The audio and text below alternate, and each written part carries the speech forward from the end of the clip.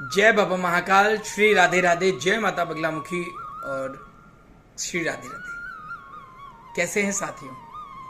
आशा करता हूं जहां होंगे, जैसे होंगे, भले चंगे होंगे, सुरक्षित होंगे और अच्छे होंगे। साथियों, आज के महत्वपूर्ण एपिसोड में हम आपसे दोबारा चर्चा करने जा रहे हैं पद्म काल सर्पयोग की।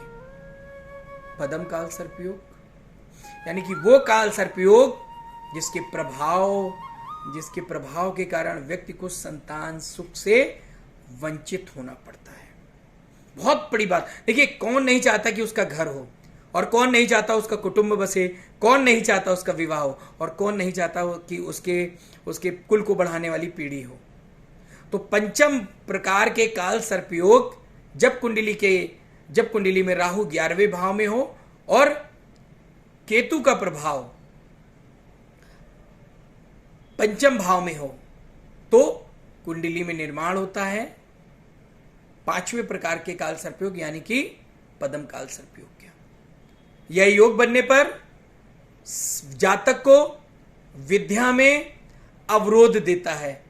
पांचवें राहु केतु का सूर्य चंद्र मंगल के साथ योग हो तो विद्या में अवरोध करता है, संतान देने में बाधा करता है, संतान को लेकर चिंता होती है, संतान को लेकर के चिंता बनी रहती है, संतान आती है गर्भ में तो वो खत्म हो जाती है, बार बार गर्भपात भी होता है। ऐसे जातक की वाणी असंयमित रहती है, मतलब गुस्से में वो कुछ भी कह देता है, वो यही नहीं समझता मुझे किसके सामने क्या बोलना है, क्या बात करनी है, कैसे बात करनी, बस वो कह देता है और बाद में उसको पश्चाताप भी होता है। बहुत ही क्रोधी स्वभाव का हो जाता है। जादू टोना और इन सब चीजों से, ऊपरी चक्करों से वो पीड़ित भी होता है और इस प्रकार से वो अपना जीवन को पूरी तरीके से दुखी होकर के जीता है। साथियों, संतान सुख में कमी होने के कारण व्यक्ति अवसाद में चला जाता है। संतान होती है इस योग के कारण तो कम आयु की होती है, जल्द ही उसकी मृत्यु हो जाती है, या कोई ना कोई कारण होता है, चाहे वो ईश्वर ना करे किसी के साथ हो, लेकिन किन्हीं ना किन्हीं कारणों के कारण संतान उसके पास तक नहीं रह पाती है। संतान की सुख में बाधा बना रहता है, संतान हो भी गई तो उसे कष्ट बने रहते हैं। मतलब कुल मिला के जातक तंत्र मंत्र पैशाचिक साधनों की ओर अग्रसर हो जाता है। आगे चलकर यही सारी चीजों के कारण व्यक्ति को मित्रों से, अपनों से धोखा मिलता है। पूजा अनुष्ठान कर्म अक्सर अधूरा बना रहता है, मन में उत्साह की कमी बनी रहती है, मंगल कार्यों में विलंब बना रहता है, विघ्न रहता है। लड़कियों को ससुराल वालों से परेशानी बनी रहती है, बहुएं सेवा भाव नहीं करती हैं, व्यक्ति की सोसाइटी गलत हो जाती है, गलत खान पान हो जाता है, नशे का लती हो जाता है, जुआ सट्टे धन इसमें पैसा गवा देता है, प्रेम के क्षेत्र में धोखा खाता है। पंचम भाव प्रभावित होने से कुल मिला के व्यक्ति शून्य हो जाता है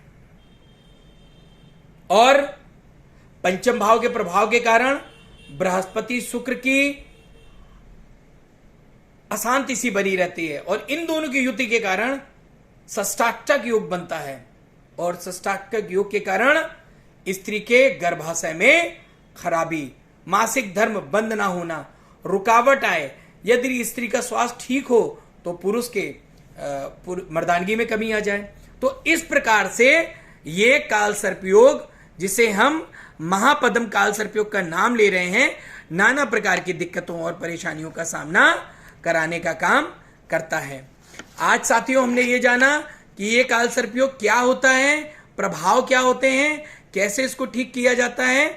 अब हमें ये जानना चाहिए, क्योंकि ये तो बहुत हो गया कि क्या क्या दिक्कतें हैं, क्या क्या परेशानियां, क्या क्या समस्याएं, किन समस्याओं के कारण क्या क्या दिक्कतों का सामना हमें करना पड़ रहा है पंचम प्रकार के काल सर्पयोग के प्रभाव के कारण।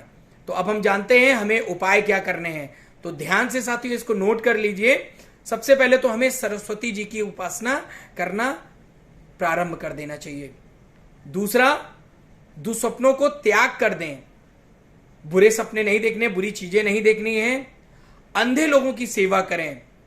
अगर आपकी दुकान है तो दुकान मकान की चौखट में चांदी की जो डिब्बी होती है उसका टुकड़ा गड़वा दें। कहां गड़वाना है? उत्तर की तरफ। इसके बाद ठोस चांदी का हाथी बनवाएं, उसे तेजाब या टांके का प्रयोग बिल्कुल ना करें और उसे अपने घर पे रख के उसकी पूजा करें मंदिर में रखकर। पत्नी के सिनारे 5 मूली रखें, अगर पत्नी बीमार चलती है तो 5 मूली रखें एवं उन्हें सुबह मंदिर में चढ़ाएं। ये बहुत ही कारागार और असरदार उपाय है, अगर आपने किया तो निश्चित तौर पे आपको ये फायदा अवश्य मिलेगा। इसके बाद अगर पति पत्नी के बीच में कोई भी वैचारिक मतभेद चल रहे हैं, कुछ और दिक्कतें चल रही, कोई अन्य परेशानियां चल रही हैं, तो इसके लिए पिता पुत्री का कन्यादान ना करें। वह पहले तो इसका पूजन करा ले और उसके बाद कन्यादान करे, तो पिता पुत्र के बीच, पिता पुत्री के बीच, एक दूसरे के बीच समर्पण की भावना बनी रहेगी। और अंत में मैं यही बात कहूंगा कि निश्चित तौर पे ईश्वर ने अगर काल सर्पयोग दिया तो प्रत्येक चीज का एक उपाय है, अगर इन उपायों को आप करते हैं तो निश्चित तौर पे आपको लाभ भी प्राप्त होगा।